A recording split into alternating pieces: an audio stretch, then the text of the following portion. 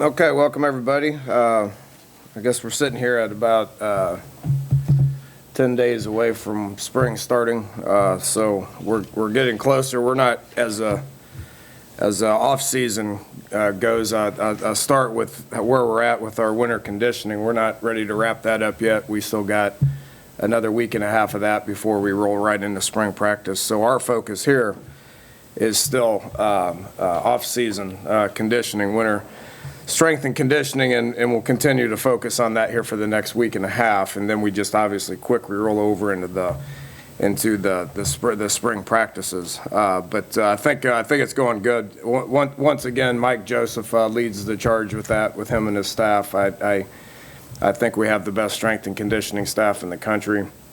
All parties involved down there do a great job. It's funny when you bring in new coaches, and we got a couple of new coaches that have been at some pretty good places. The first thing that they say is how impressed that they are with the work that happens downstairs in the weight room. So I rely on those guys a lot. Mike's the head coach of this program during the conditioning stages of this, which we're in our 6th week. It's hard to believe that we're almost real close to midterms here. For this semester. It flies by, obviously, as everything does, but we're in our 6th week. From the coach's perspective, we've been with them for 4 weeks. The January portion of recruiting, we don't see our guys very much, and Mike has complete control of them. We've been with them going on our 4th week, and we do a bunch of competition stuff. We're talking about early morning stuff a couple of times a week, and then afternoon football activities that we're able to watch video with them, install some things with them. Very, very, very limited on-field football stuff, but there's a couple of things that we can kind of do with them that we've been doing for 4 weeks, and we'll continue that tomorrow and then next week as well. But our team looks good. We've got a lot of bodies out there. Got a lot of guys that have been in the program for some time. Got 22 seniors. Last year we had a big senior class, and I think it paid dividends when, especially when things got tough there, and finished the year really well. Next year we're looking for it to be the same way. We got a lot of seniors and a lot of juniors that have been in the program, and that's just the start of what this 2016 team is going to be like. We'll continue to add to it, continue to build this team, and through recruiting went well. We'll keep adding those guys as well. With spring practice starts Sunday, we'll play it by ear. We'll get probably 3 practices in before spring break. We've done it this way for 2-3 years now. Like how it's structured. Obviously this time of the year you don't know what you're getting with the weather. We were outside with them yesterday, believe it or not, and then today we're going to get a bunch of snow, so who knows where that's going to head. But the first 3 I'm prepared to go inside if we need to. You can knock out 3 non-padded practices.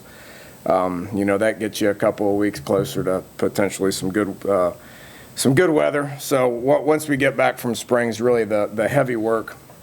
That takes place. If we get a good day, then we'll go outside and put the pads on with one of those 3 days if we can. If not, we'll be inside non-padded. It's tough to have a full practice inside with the pads. We've talked a lot about that. But if not, then we'll come back with our 12 practices. We'll have 3 a week, Tuesday, Thursday, Saturday like we have. You guys are invited to each and every one of the Saturday practices. You can be there the whole time. The 3, we're not really traveling as much as we have in the past. I know that'll make some of y'all happy.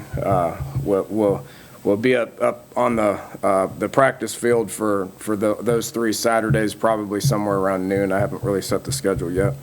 And then the spring game, we'll conclude it with one practice down at the Greenbrier like we did last year. That worked out really well for us last year. A lot of West Virginia University stuff happens down there on that weekend.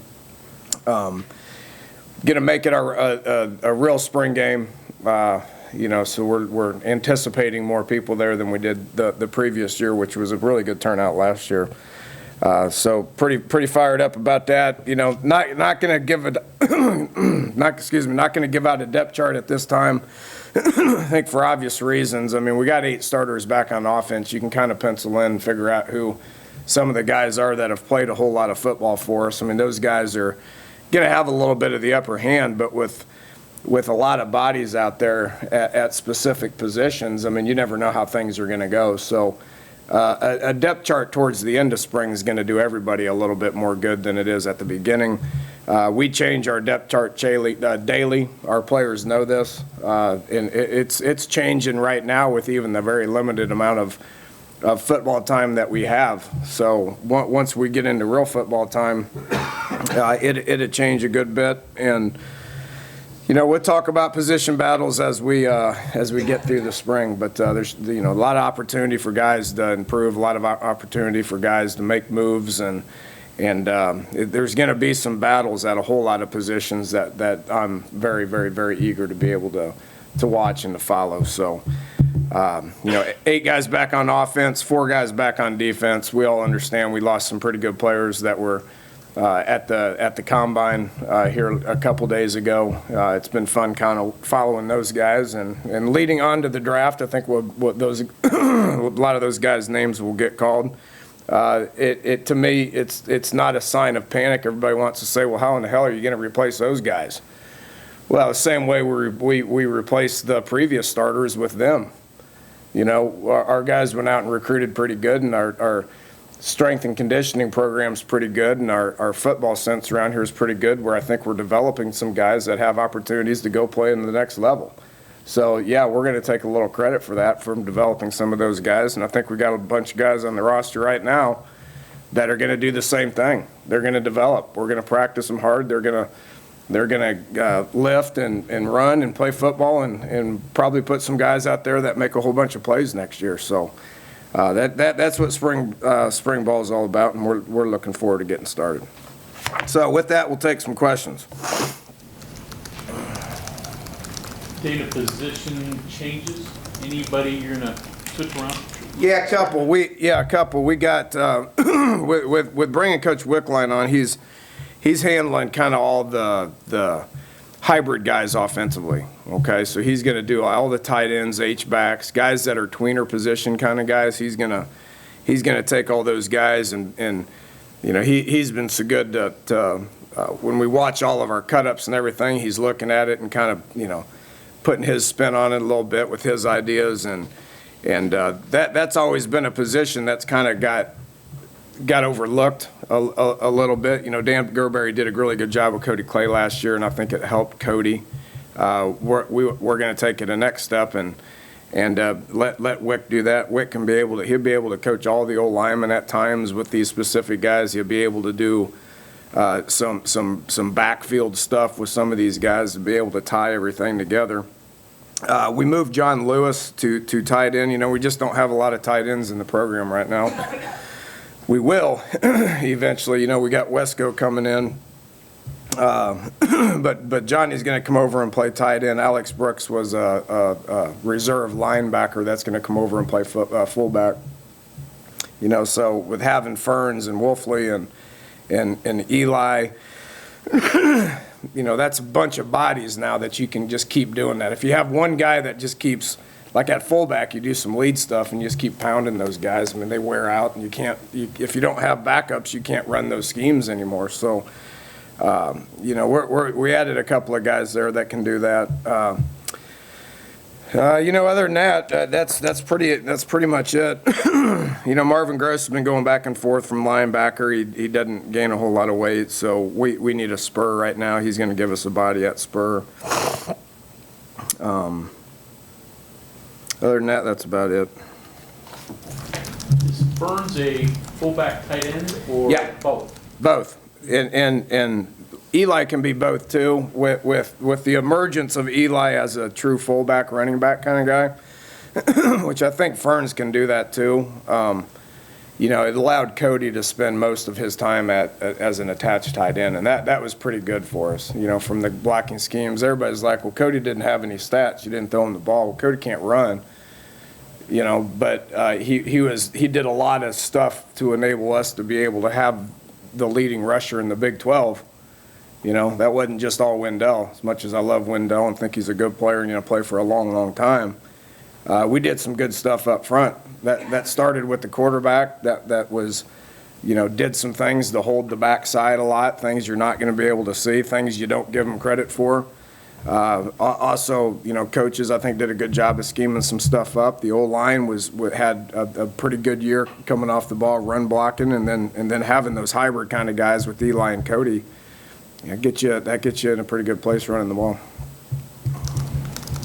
The amount of numbers you lost, especially seniors, have you been getting reports about leaders taking over, anybody emerging in that kind of role in the offseason? Well, we're seeing some guys emerge. I mean, now we can spend 8 hours with them, so we are seeing things. We don't rely on just reports at this point in time. We've been with them, like I said, for going on our 4th week, 8 hours a week. So we've seen guys do that. It's going to continue to happen. Like I said, there's 22 seniors. There's guys that are stepping up. I don't know who those guys are going to be yet. You got guys coming into their own that have been starters like Drayvon and Noble and Christian and Orlowski and Skyler and DeKeel Shorts, Russell Shell. I mean, there's guys, Eli. There's guys that have played a lot, but then what's always fun are the guys that haven't played a whole bunch. Now it's their turn to step up. Guys like Al Benton.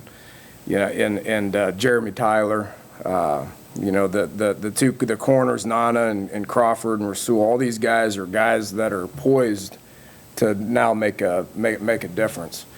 Sean Walter's been here for a long time. You see him leading the charge on a lot of things. So it's too early to kind of pinpoint guys. But the thing that's fun about it is watching those guys at this point saying, now is my time, and stepping up and doing some stuff that they haven't done in the past.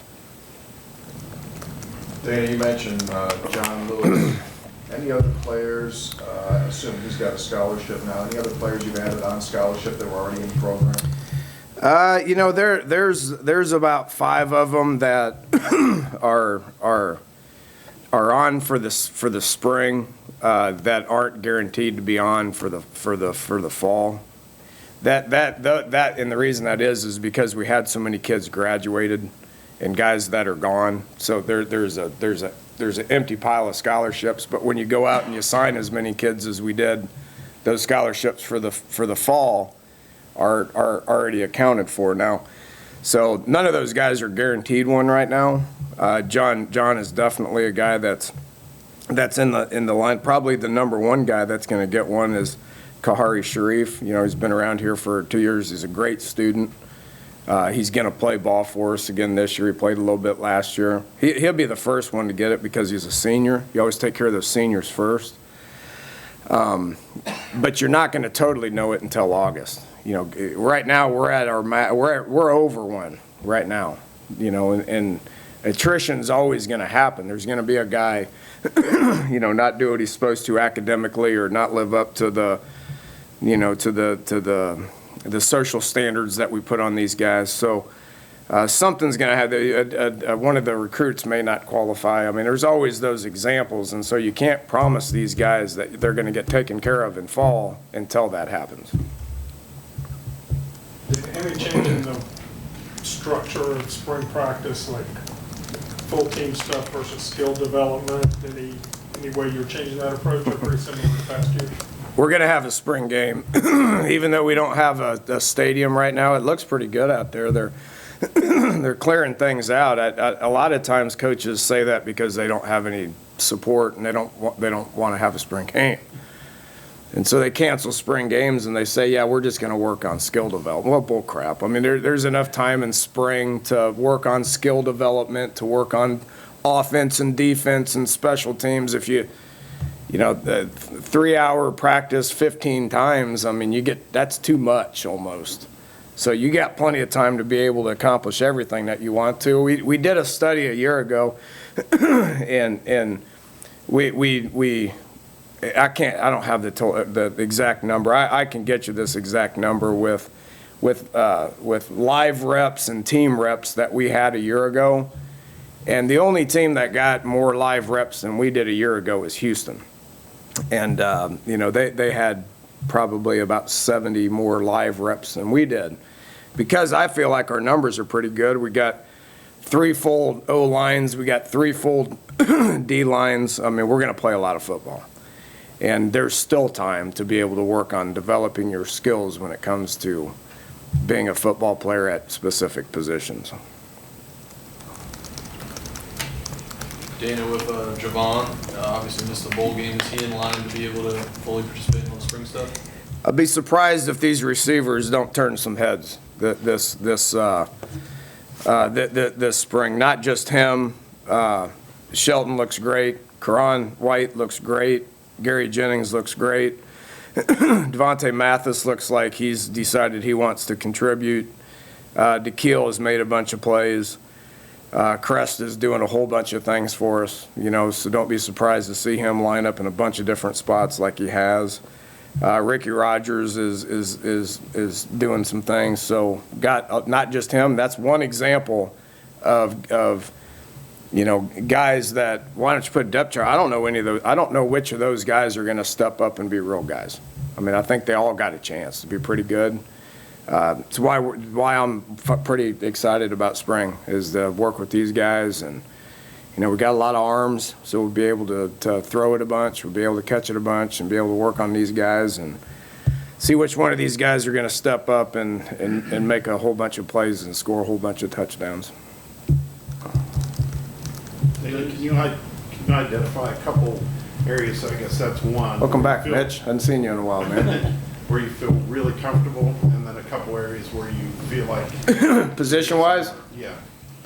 Well, linebackers, a little bit of a concern just because we lost 5 seniors, right? So you got to pinpoint that. you brought a lot of guys in, so we're going to have some young guys come in and be able to contribute. But, we got guys, Xavier Preston, Al Benton, Justin Arndt, and Sean Walters, got some guys that have played, but those seniors took a lot of reps.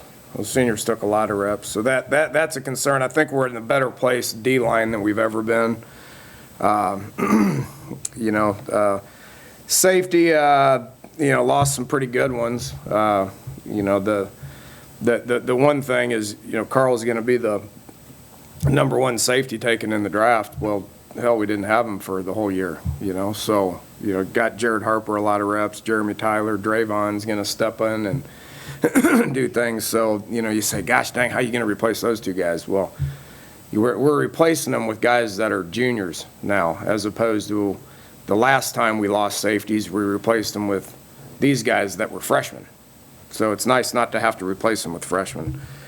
Corner is going to be interesting to watch. Rasul and Antonio Crawford are seniors that have a lot of experience. Who knows, we may be better there. O-line got a lot of guys back, feel good about it. Running back, we got to just stay. Right now it's about health. The 2 concerning things are running back and linebacker, I guess, to answer your question. The other ones we feel pretty good about because we got a lot of guys that have played. David Sills concentrate on one position over another. He's in the quarterback room now. I mean, he wants to be a quarterback. Will bounces around a lot. Will's been in the quarterback room for 2 years now. So he's bouncing around a little bit. David's in the quarterback room, but when he's out there, we can't be out there with him, but you see him, go from quarterback to move into a little bit of a receiver drill and moves back and forth a little bit. So, we'll let it play out and see how it looks. You bring in Coach Wickline. Does that move to keep your run game going in the right direction? Does he have that reputation of being kind of a hand-in-the-ground type guy? Well, I think it'll help. Anything to kind of help is a good idea, right? So, very happy with Ron and the mentality that he's installed into the offensive line guys. I mean, we're really good at coming off the ball. We'll stack up against anybody out there being able to do that. We need help in the pass protection area. That's kind of the one area that, looking back on our stuff throughout the year, I don't think we did a very good job with that. So the schemes are there. We're fine. We know what we're doing. I think Wick's going to really help us with some tackle situations with the protections. Just getting these guys. He's coached a lot of All-American, All-Pro, tackles. So he'll help with that. The one thing I've always said is offensive line is the hardest position to coach out there now. I'm looking at about upwards of about 20 bodies on my sheet that are going to be at O-line in the fall. Well, you put one guy in charge of 20, that's not very fair. So those guys need help. So Dan Gerberry is right now our O-line GA, and then having Coach Wickline that's going to coach a position, going to, overall just kind of head things up, be the coordinator, coach tight ends and fullbacks. But when that tight end's right there, who's the guy right next to that tight end? Well, that's usually a tackle, so he'll be able to have his hands on those guys a lot.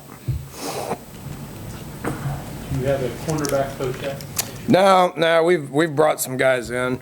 They're the one thing about this, and we're gonna take our time, make sure that we get a good one in here that wants to be here, and we've brought a couple in, and the one thing with it right now is Mark Scott's been dealing with those guys for 3 years now, so those guys are still getting coached, and we're not prepared to make Mark the corner coach, because he's the special teams coach right now. But in the interim, they're covered. So that probably downplays the importance of getting a guy in here yesterday.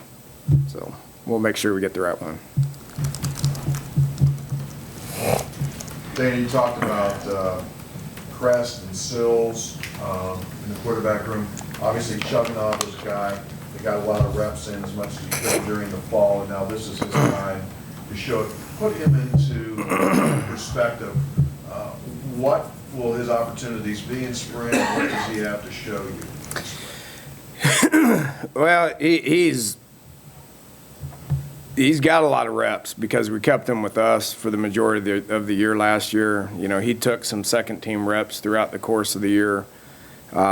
He's right up there at around a 4.0, so he's a very smart kid, absorbs a lot of things, can throw the heck out of it. Think he can absorb the information. He's never had to take the team and had to move them down the field. So he's going to look good in all the drills. He throws the ball really well. He's not the runner that those other guys are, Skyler or Crest or Sills. He can't run like that. So that's going to set him back a little bit. Cody Saunders is in that room as well, and he's got really good ability, and he can run a good bit. When we have all these live reps, he's going to take a lot of them. How does he take control of the huddle? How does he move the ball? How does he handle specific situations on third and short, or once we get into the red zone, 2-minute situations? Skyler's got a lot of ball under his belt. I mean, he's played a lot, so we know what he can do as far as that's concerned, and he should be a ton better this year than he was last year, and his numbers are pretty good. Let's not forget this kid had the second most passing yards in the history of this program the last time we played. And I think some of that has to do with receivers finally being in the spots that they need to be in. With that said, Chugs, we know he can throw the ball. So he'll get plenty of opportunities to be able to prove that he can be the starter. Danny, you mentioned the importance of getting a quarterback to compete in the Big 12 conference. With that being said, we got coming back on the D line. Are you pretty excited, especially someone like Noble, who really stood out last year? He's the Big 12 returning leading sack getter. So I don't know that we haven't been able to say that for a while, right? So he looks good. Christian looks good. Darian Howard looks good. Xavier Pegas looks good. Some of these kids we redshirted. Adam Schuler. Reese Donahue is with us. So we got 10 bodies right now on the D line that we can practice. So, and Coach Dahl is doing a great job with those. It's where it starts, so being able to be in a pretty good spot at that position, that's something to start with defensively. When you work on offense in the spring, will you get these issues in mind, or will you just work on the things you need to work on? No, I'm going to try to beat him every time we play. Last year, he just completely shoved it right where it counts. And offense was in a bad spot last spring. So everybody's walking around the halls saying this is offense's time to be able to have some success. No, I'm picking. They got players that know what to do. This is going into the third year of the system, I guess. So all the backups know what Gibby's talking about and have gotten a lot of reps. So they're going to compete just fine. We're not going to say, oh, and I know in the papers and the perception is we're not going to be any good, especially defense. We're not going to be any good because we lost so many guys. I don't buy into that. We got a lot of guys that look pretty good and think they're pretty good and feel pretty good, and they're going to get out there and I think they're going to play pretty good. And that's not just defense, that's offense, and as our team goes as well. All right, see you.